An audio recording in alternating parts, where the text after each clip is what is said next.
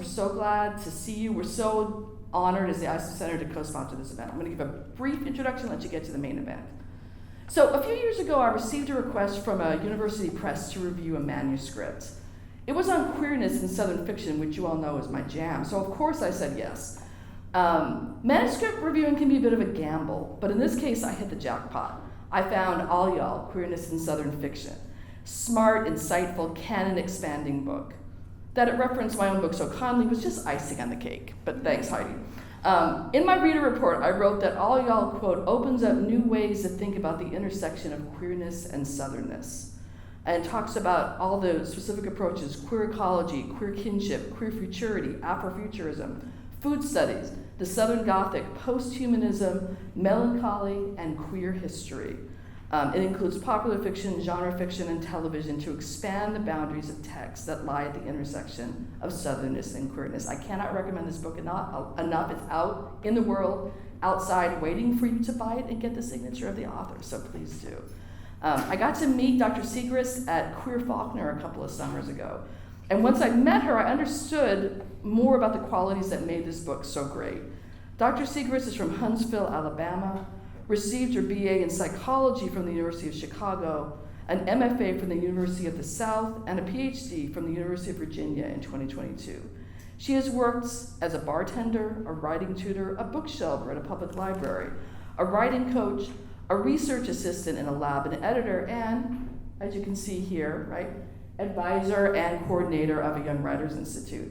All that experience, plus Dr. Siegrist's life experience, interest and obsessions informs All Y'all, proving yet again that the best scholarship emerges when we can bring our whole selves to that work.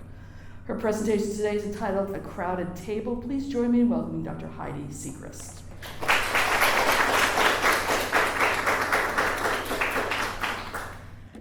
Thank you so much, Jamie, for that really kind introduction. And thank you to Afton Thomas and to everyone at the Sarah Isom Center for Women and Gender Studies, the Center for the Study of Southern Culture. I'm always worried I'm gonna kind of reverse some of those words, but thank you to everyone who put this together. Thank you to everyone who's here in the craziness that is the beginning of May. I really, really appreciate it. I'm very honored to be here during Oxford's Pride. And also thank you to my family who drove up with me from Alabama. Can everyone hear me okay? All right. Okay, so this is only my second time in Oxford, but I've loved coming here. For one thing, it's a South that shares affinities with, but is quite different from my home in the South, which is now Middle Tennessee, where I live, and before that, North Alabama, where I grew up. It's always interesting marking these distinctions. All of these states and cities within them are unquestionably the South, but they're different Souths. That's true of the terrain, the accents, the culture, but often the difference is most clearly apparent through the food. For instance, if you've ever gotten in an argument with someone about vinegar versus sweet barbecue, you know what I'm talking about. Oxford clearly has great food. I've experienced some of it, looking forward to experiencing more of it this weekend. Food is part of the self-definition of every Southern community I've been a part of. When I thought about the theme for this series, environments as spaces where multiple forces interact, I thought about how food can make an environment very vivid and real for us. What we eat, how we eat, where we eat, and who we eat it with, there are a lot of forces at play in these questions. Southern food tells the story of a place as it has been, is, and wants to be. It speaks to the human environment in which it is enjoyed in community, and the natural and agricultural environments that it comes from. Of course, I'm sure I'm speaking to some people here who know much more about this than I do, since the University of Mississippi is home to the Southern Foodways Alliance with its wonderful work on food cultures of the South. So my book explores the boundaries of negotiating place and sexuality by using the concept of Southernness, which I sort of set forward as a purposefully fluid idea of the South that extends beyond geography and explores what we think of as Southern and why. My book has 4 thematic chapters that dig into an intersection between Southernness and queerness. And here I'm thinking of queerness both theoretically and as in terms of identity. So the first of those intersections in my first chapter is about food. I opened the chapter with an anecdote, and I was thrilled to find a picture online of this restaurant. It Don't Matter family restaurant. So in October of 2016, my wife and I were driving through Florida to Tennessee, and we took a series of back roads that Google Maps was telling us to take. We were hungry, and we hadn't seen anything but Trump signs and farmland for miles when we came across this. We walked in, not sure, what we were getting into. And we saw a lot of other white families, a Halloween skeleton in the corner. And we had a kind of classic Southern lunch of sweet tea, turnip greens, chicken, and dumplings. We went in partly because of our privilege. We are white women. We can pass as friends or sisters when we need to. But the restaurant's name kind of suggests like an existential shrug, like there's no reason to be guarded. What doesn't matter? Is it the food that you eat, the family you choose, anything? And in that way, it's kind of a bizarre denial of what I've felt to be true of the marketing of Southern food within and outside the South. Southern food really matters to people. Matters because it suggests history and culture and politics, and because it raises the question of what counts as the authentic South and who belongs there. So fantasies of white Southernness, especially nostalgia for a lost, authentic Old South, have very much been shaped by a discourse around food. Some of the most iconic 20th century food advertising has constructed palatable fictions of Black labor in the Southern kitchen and made the fruits of that labor a hyper-accessible commodity nationwide. Aunt Jemima, Uncle Ben. And there's also a picture of a Cracker Barrel, which apparently had Confederate paraphernalia like in the stores like up until the 80s, although not in this photo. But authentic regional food has been tied to authentic regional politics, Confederate flag. And if that Old South nostalgia is tied to Southern food, food prepared by Black cooks for white diners, obviously this perception or experience of Southern food only tells one very tiny piece of the story. Tamales, crawfish etouffee, succotash, Southern food has and has always had global roots. What we call soul food, of course, has its own deep history. Southern food is not just for one demographic, just as the South is not home to one demographic. So it's been gratifying to see work that expands public understanding of those histories, like some of Michael Twitty's work, The Cooking Gene, or the Netflix show High on the Hog. And these are pretty recent. I guess my point here is that although there are many types of authentic Southern food, there's also always an appetite for like a definitive story about what constitutes the authentic Southern plate and why. When I was perusing the stacks at the UVA library in grad school, I came across this 2004 Simon & Schuster book called Suddenly Southern, A Yankee's Guide to Living in Dixie, and I still think about this book. Here's a representative quote. "The 4 basic food groups in the South are beans, bacon, whiskey, and lard. Yes, the salads are more grease than green." So, and I think this still in some ways pretty much sums up a big part of the national discourse about Southern food. It's decadent, and therefore, especially when we're going through a particularly health-conscious moment in broader culture, it's deviant. It's not what you should be craving, not what you should be eating. And that's where food connects to queerness. I can find one example of deviant food and the demand for it in Ernest Matthew Mickler's 1980s cookbook, White Trash Cooking. Mickler was from rural Florida, and he got his recipes from all over the South. This cookbook was incredibly popular nationwide, which is remarkable, especially considering that the 1980s saw a lot of diet and health food crazes. The reviews are often about how authentic these recipes are. Either that, or the reviewers are praising the cookbook while really trying to distance themselves from the recipes. Things like possum stew, or here's another one, fancy eggs and cheese pie, which sounds really good to me. I haven't tried this one, but anyway, we could say that white trash cooking offers a taste of trash from a kind of well-glossed distance. Cami Sublette and Jennifer Martin argue that the appetite for white trash and its food in American popular culture, including something called white trash dinner parties, which I guess is a thing, endures precisely because it provides the middle class with a reassuring foil to its usual healthy eating and living practices. The popular idea of the white trash diet attends less to poverty than to moral condemnation. Whatever is worst for bodies and health, eaten by those who have no regard for their bodies. We tend to hop from cheap whiskey and fried squirrel to racism and illiteracy quicker than a duck on a June bug. White trash cooking is slippery in this way. It can be seen as a politically suspect celebration of Southern culture, a subversive rejection of snobbish 80s diet tomes, a highly commodified novelty cookbook playing at authenticity, or some combination of these.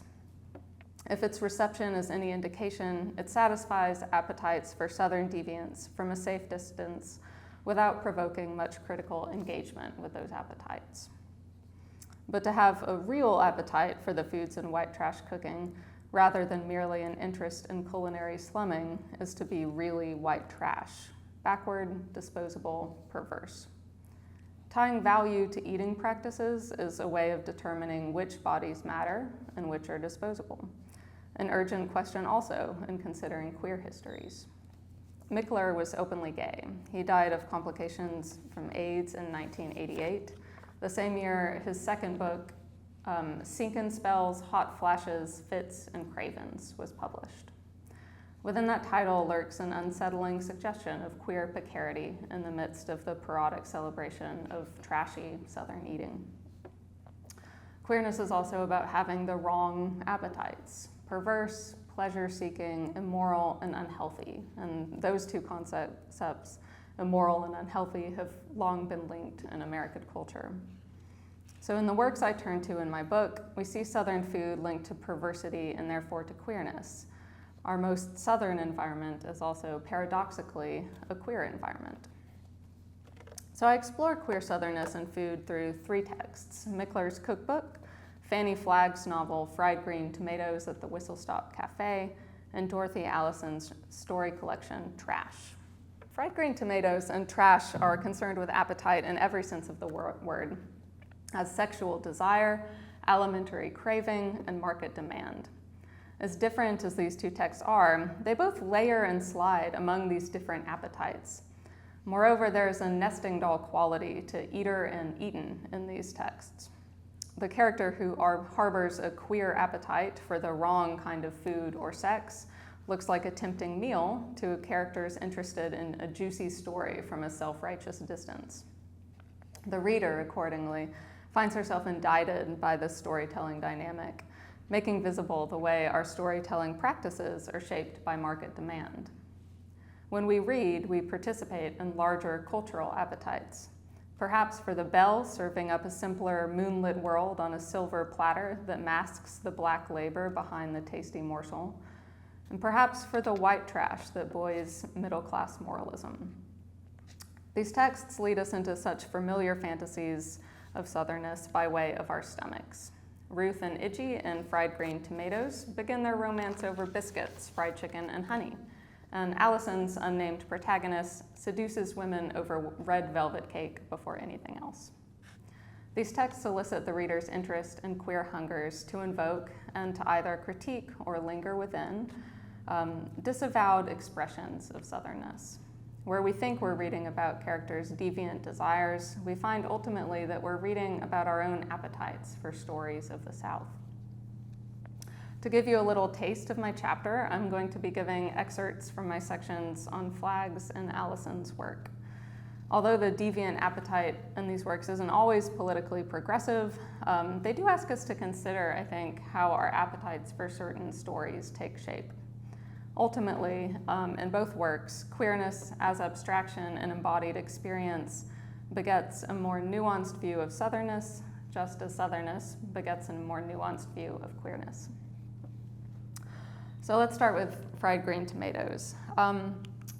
I want to start first with the reviews, and these are reviews of the film that I've mostly chosen here, but they tell us that there's very much an appetite for this kind of fare. Many critics put both the film and the book in flavorful terms. The story is sweet, if not downright sugary, that's Tulsa World, something you could get a craving for, Washington Post. At its worst, ham-handed, Variety. The novel is deeply food-centered, opening with an ad for the cafe in a character's newsletter, and ending with a list of recipes, like you see up here, for fried green tomatoes, biscuits with butter and honey, pecan pie, lemon icebox cake, but not importantly, barbecue. And I'm going to give you a quick summary of the novel to explain why. Iggy and Ruth, right here, the novel's two protagonists and close friends, special emphasis on those scare quotes, run the Whistle Stop Cafe beginning in the 1920s. When Ruth's cruel, estranged husband and KKK leader Frank Bennett comes over from Georgia to try and steal Ruth's baby, Iggy's family's African-American housekeeper and caretaker Sipsy protects the baby and kills Frank by whacking him over the head with a cast iron skillet, and Sipsy's son, Big George, cooks him into barbecue to hide the evidence. It's a frame narrative. We get the story of Whistle Stop in part from Ninny, an aging woman in a Birmingham nursing home in the 80s, who is telling the story to a younger woman, Evelyn. And if you remember the movie, that's the Kathy Bates character. Surely there's not much sugary about all this, but it is familiar. Flagg is not the first to link Southern food with violence. After all, in To Kill a Mockingbird, Scout Finch's confrontation with Bob Ewell occurs while she's dressed as a ham.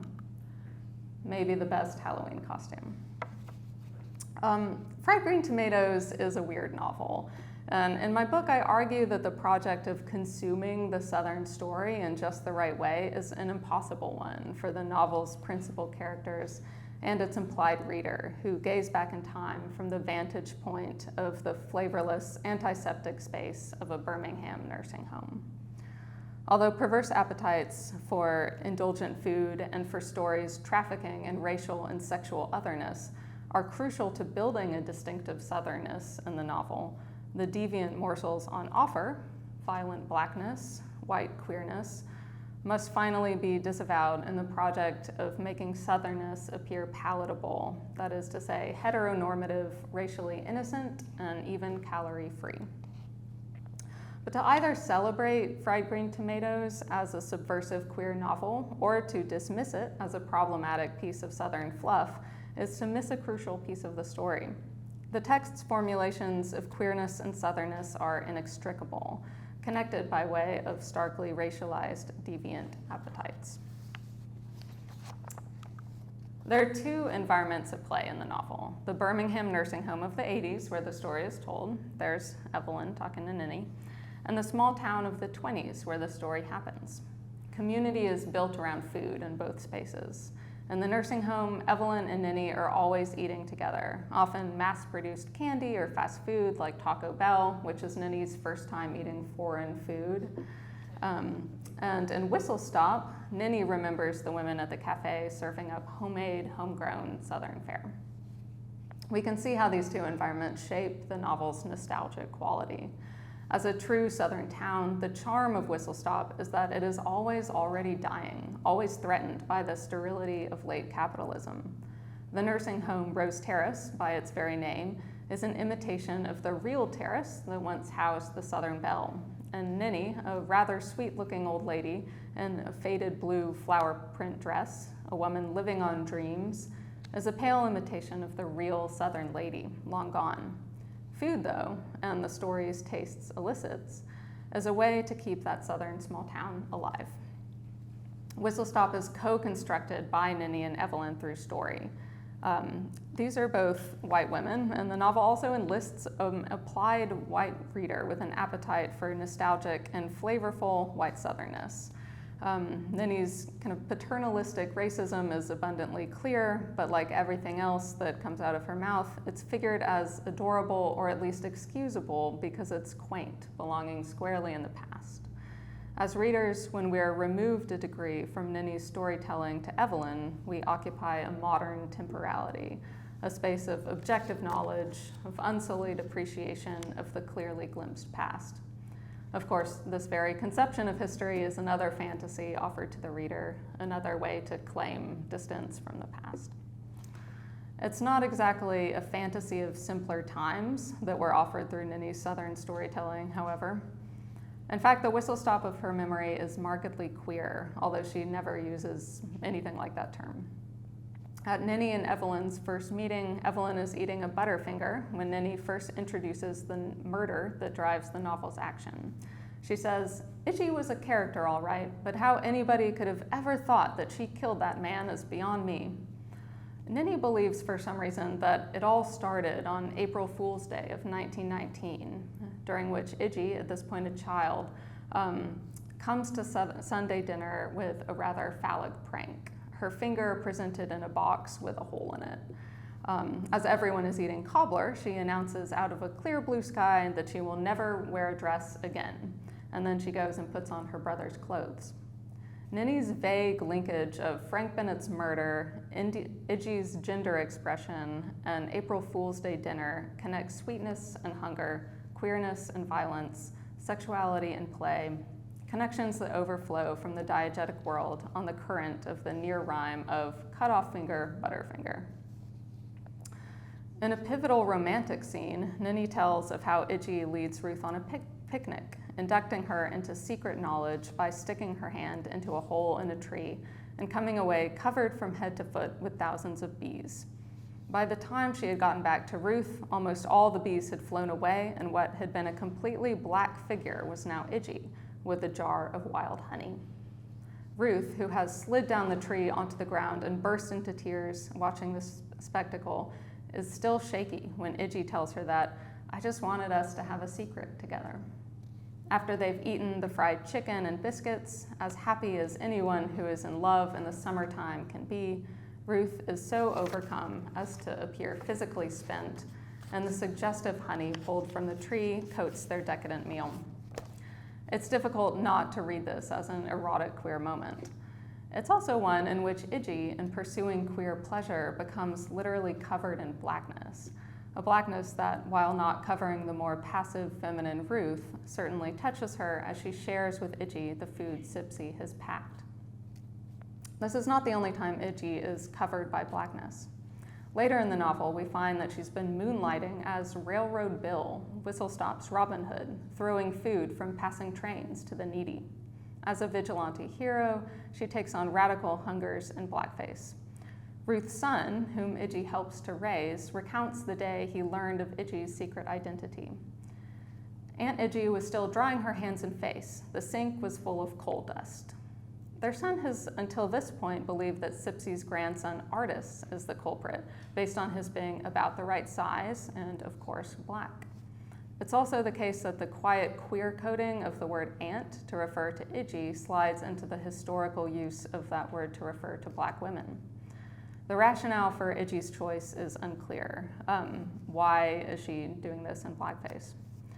The answer is that the novel's displacement of her queerness onto blackness renders Itchy herself harmless. She takes on radical socialism and deviant desire only when she puts on blackface, and although she tells Ruth that she would kill for her love of her, this violent appetite is ultimately transferred onto the black body, leaving Itchy herself innocent. It is Sipsy who kills Frank and Sipsy's son Big George who cooks him, both out of protection. In their naturalized labor, they clean up, so to speak, Itchy's queer intentions. Unfortunately, I don't have time to get into the novel in depth, but I want to return briefly to the dynamic between Evelyn and Ninny. Evelyn is trying to get the full story of Whistle Stop from Ninny, but she's keeping her visits, as well as the snack she eats in the visitor's lounge, a secret from her husband, Ed.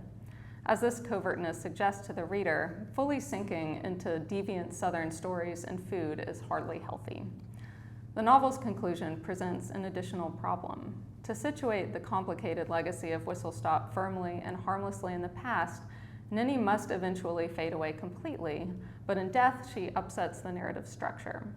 As Evelyn attempts to retreat with Ninny back into the past, into stories, Ninny is always coaxing Evelyn into the present, encouraging her to go on hormonal medication, suggesting she begin a career, assuring her that life has not passed her by, aligning her with the modern world.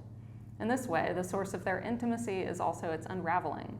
It's no surprise that Ninny dies while Evelyn is away at a very depressing sounding weight loss program in California. Her trip has taken her away from the South temporarily as much as geographically.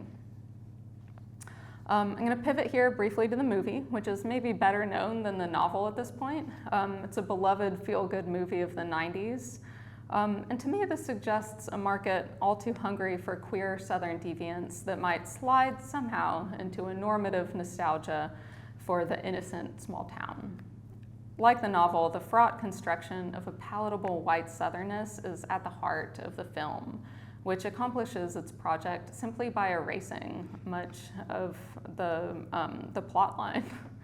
The film uses flashbacks to jump between Whistle Stop and Birmingham. So much like in the novel, we can re-inhabit the past, can jump seamlessly between two separate temporalities. Whereas only a glimpse of this is available to Evelyn. There's a scene where she discovers Ninny's bedroom, outfitted with paper roses and old photos of Ruth and Iggy. The film's approach to these characters is to finally reveal that Ninny was really Iggy all along. And I hope I'm not spoiling it for you if you've never seen it. But this resolution domesticates Iggy's queerness with a marriage and a child after Ruth's death, at which point she apparently traded in her really cool suspenders for floral dresses and pajamas. It's a pretty sloppy conclusion, I think. Like, why would she speak about herself in the third person and adopt a new name? But a great deal of the conversation about the movie centers around the question of Ruth's and Iggy's ambiguity throughout the film. Roger Ebert, for example, speculated, and I love this, that although Iggy and Ruth are almost certainly a lesbian couple, it's anybody's guess how clear that is to Ruth. Like, she's just accidentally in a lesbian relationship. But the inability to believe that Ruth could harbor queer desires aligns with her Belle-like performance. Mary Louise Parker plays her role with such a slow drawl that she seems truly trapped in her own distinct temporality. And I thought of her in this role recently when I was watching Parker Posey play a North Carolinian in the latest season of The White Lotus. They have great hats, both of them. The film tiptoes up to a romance between Ruth and Iggy, but it never crosses that line. Chris Holmland points out the murmured fear of lesbianism in the film's handling of the women's relatively blissful, if asexual, life of longing looks together.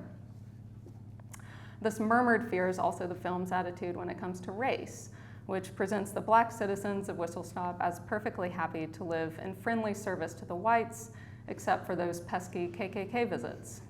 One movie critic, in analyzing the comfort zone the movie tries to produce, shrewdly points out that rather than dealing with race and relationships honestly, the film attempts to appeal to whites' attitudes about blacks and to straight people's attitudes about same-sex partnerships.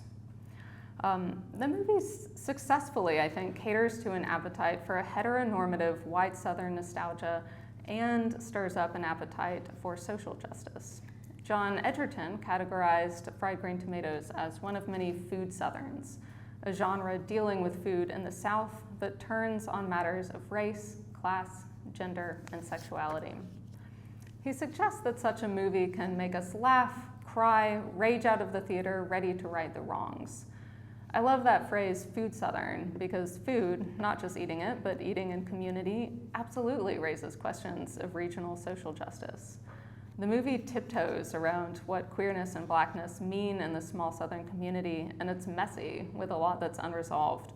but the desire to form a community where everyone has a seat at the table nevertheless feels very much at the heart of the story. We also see this in Dorothy Allison's collection, Trash.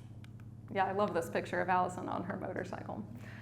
So when the term trash enters into the literary market, it takes on another valence. Trashy literature is not only insubstantial, but lurid, catering less to the mind than to the appetites of the body.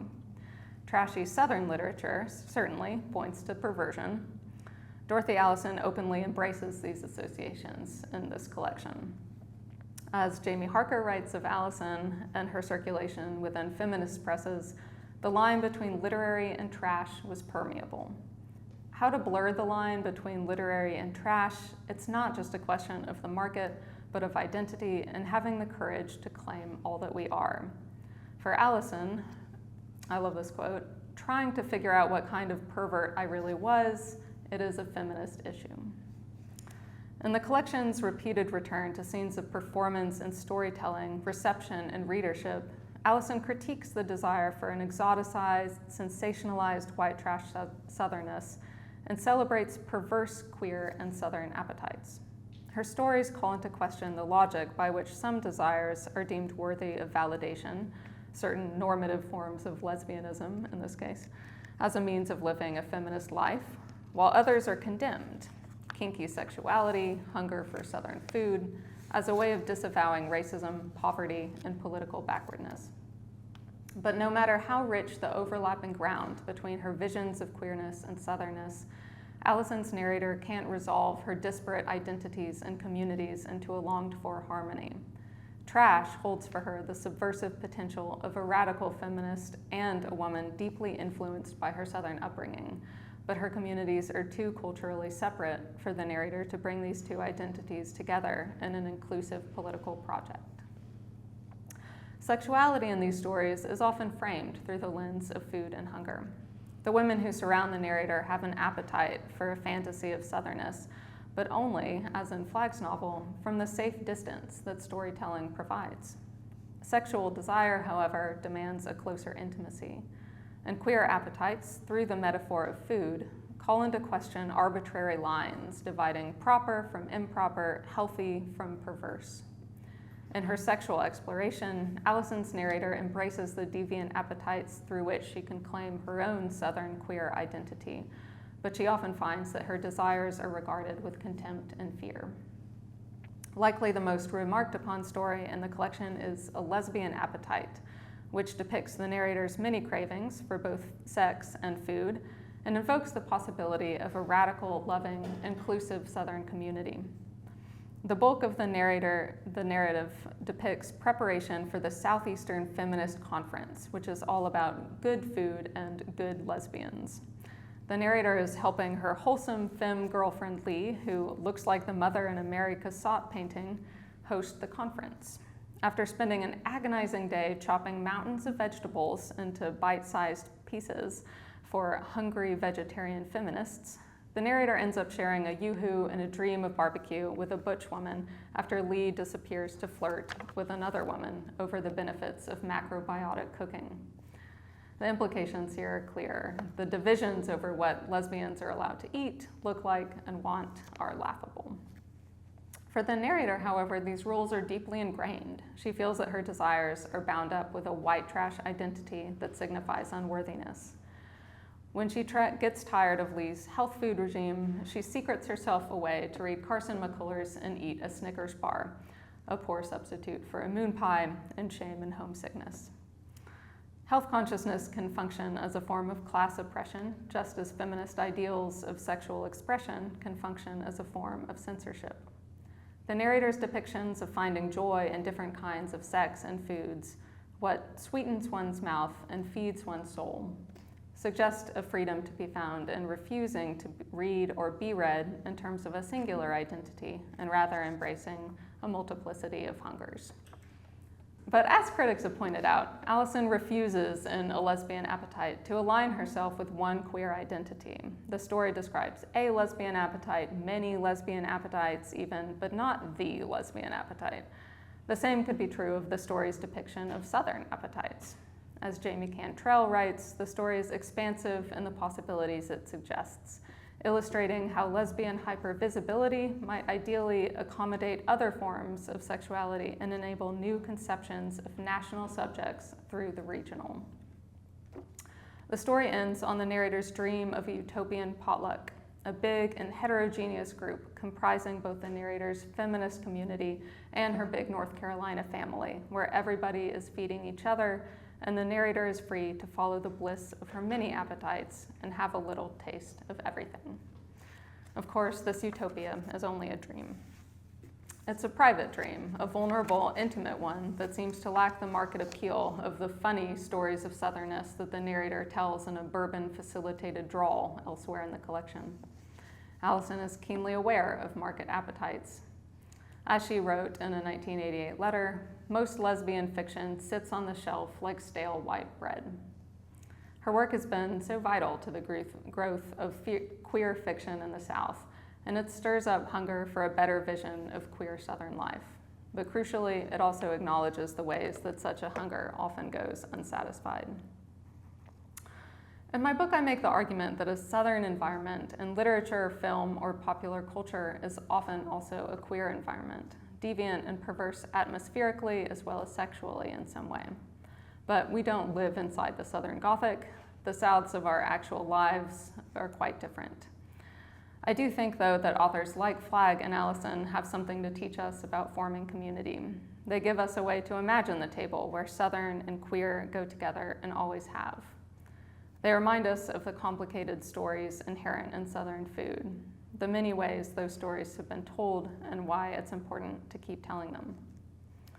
Southern restaurants are often marketed in terms like home cooking, comfort food, and hospitality. Home is at the root of all of these conceptions. Every plate holds histories of the natural environment, agriculture and exchange, of labor and leisure, and of our relationships with one another at personal and global scales. When we take part in these histories and celebrations of Southern food as growers, restaurateurs, lovers of good food, storytellers, or some combination of these, we're claiming and building a home for ourselves. That really matters right now. When I'm cooking Southern food, or I'm growing greens in my garden that my mom has grown and hers, or I go into a restaurant with my wife and we're greeted warmly, or I see like all kinds of people at Southern restaurants, other queer couples, like it makes me really happy, especially right now. It feels like a quiet form of resistance and of activism. I think that's where I close this. Just that this is we can only understand any environment through the stories we tell about it, and we need those stories right now, maybe more than ever. So thank you very much.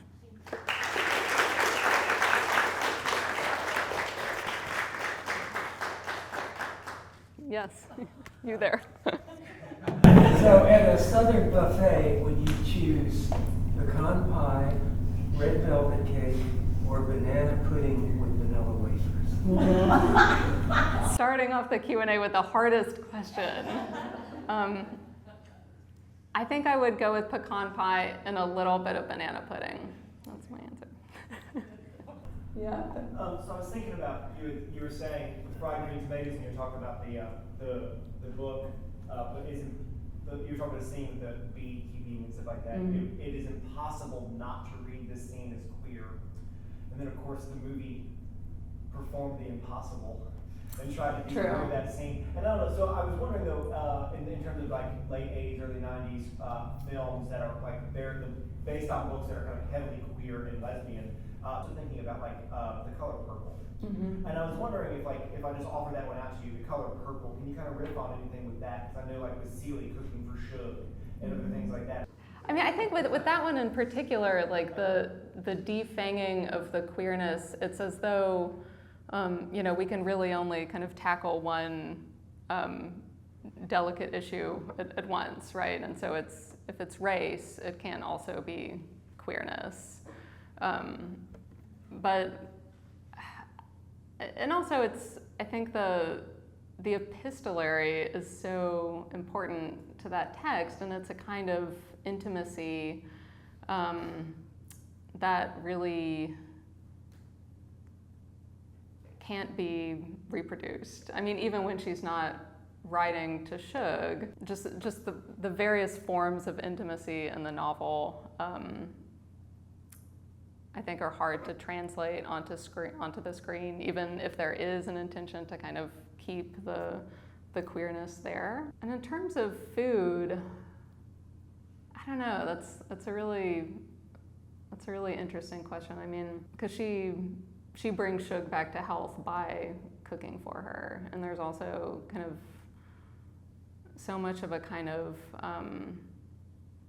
maternal dynamic, even as there's also a queer dynamic between these women. And I think that also feels like dangerous terrain for a film, right? Like maternal and queer. Yeah. So, could you talk a little about your journey towards your scholarship, like how you chose it, how you fell in love with it, came to it? That's a really good question. I mean, I guess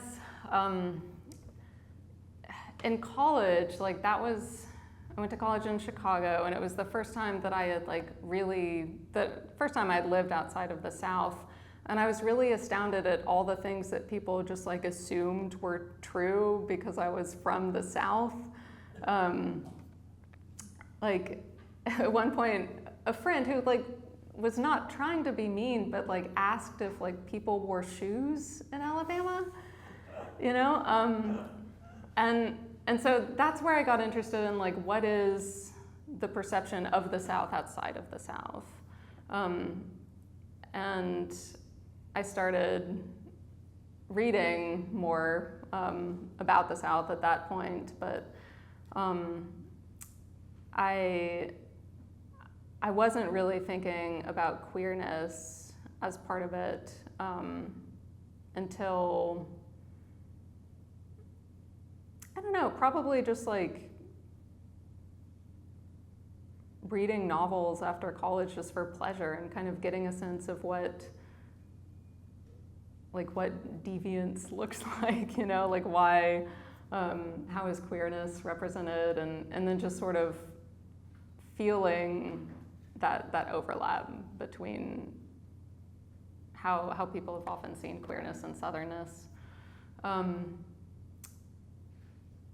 And then, yeah, I guess in grad school that felt like, well, that's my dissertation, and I was just very lucky to have amazing mentors who kind of helped me write it and turn it into a book.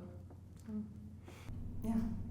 So I've never read either book. I haven't read Fragment Tomatoes, I haven't read Trash. But I know just from living in the South, I've heard so much about Fragment Tomatoes, but I've never heard of Trash before this. So kind of my question, which might simply be a yes or no, or might you could expand on it, would be how the books were received, why Fragment Tomatoes is such a Southern icon now. Would you say that was because of how explicitly queer the books are? No, I don't think so, and I'd be interested in other takes on this, but I think it's because it's sort of the relationship between Ruth and Idgie and Fried Green Tomatoes is so beautiful, but it feels impossible not to read it as queer, but if you really want to read it as just a beautiful close friendship, and that women used to have more friendships like that, you know, you could read it that way. So I think it's a novel that you can read in many ways, and it kind of has something in it for many different kinds of readers. And I think just the nostalgia trip, you know, the small town,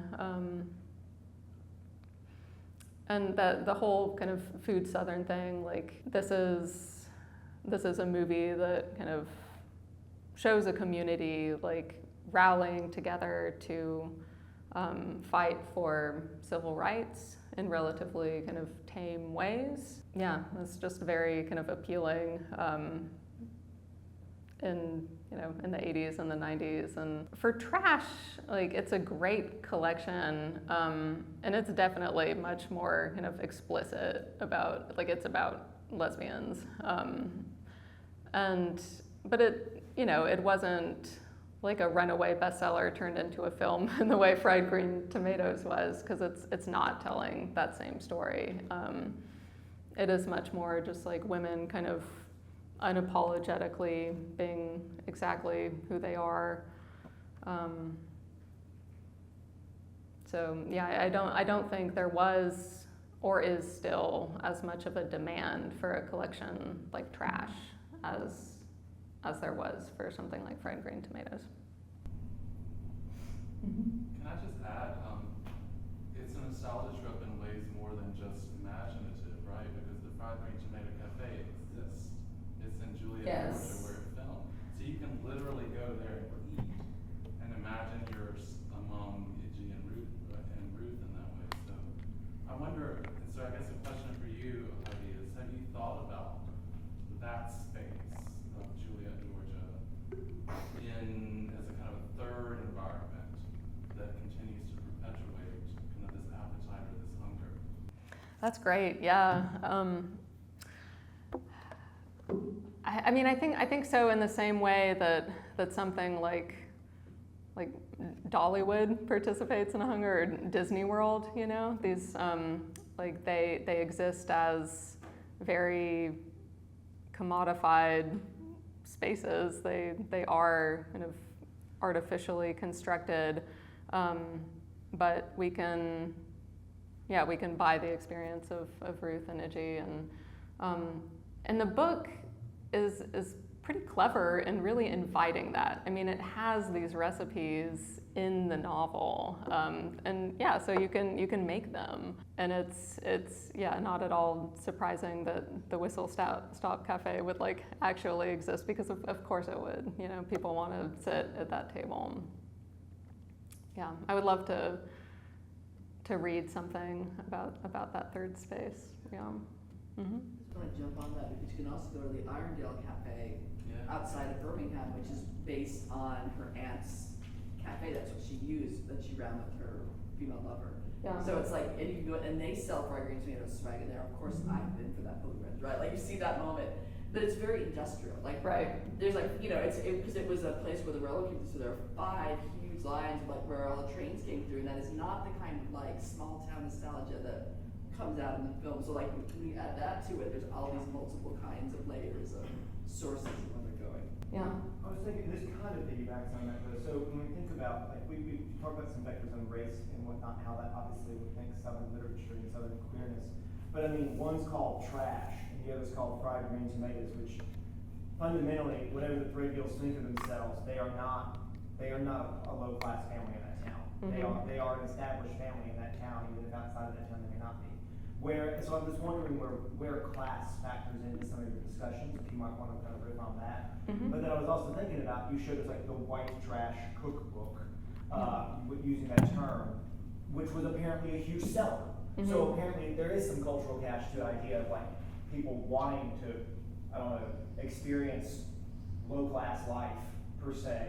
But then when these 2 other books come out, Fried Green Tomatoes, is its appeal that it's not actually depicting quote unquote white trash, that it's depicting white folks that'd be easier for people to wish that they can feel nostalgia about. I don't know. Yeah, I think that the appeal is that it's like white Southern gentility, without racist white Southern gentility. I mean, it's complicated, of course, like their relationship with Sipsy, and all the recipes are like Sipsy's recipes compliments of Evelyn Couch. So she like owns and could profit off of Sipsy's recipes.